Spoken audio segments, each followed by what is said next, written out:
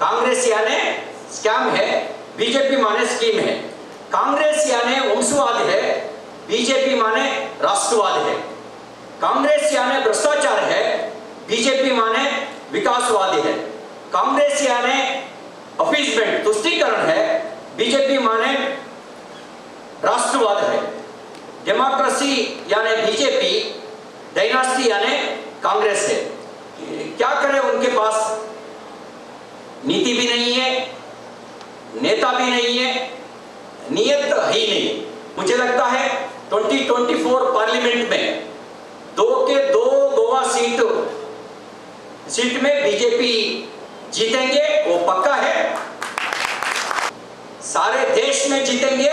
दिवाळे सुरू असलेल्या पक्षाच्या प्रशिक्षण शिबिरात मुख्यमंत्र्यांनी मार्गदर्शन केले। त्याच्यानं आम्ही इतर राज्यांक कंपेअर करता तेन्ना केंद्रांतल्यो योजना ज्यो आमी सकयल लोकांपर्यंत पावपाक जाय, सरकार आपल्या पर्यंत पुश करीत आसा, बट त्यो अजूनही जर सकयल पावतल्यो आसत जाल्यार आमी कार्यकर्ते म्हणून आमकां समजून घेवपाक जाय।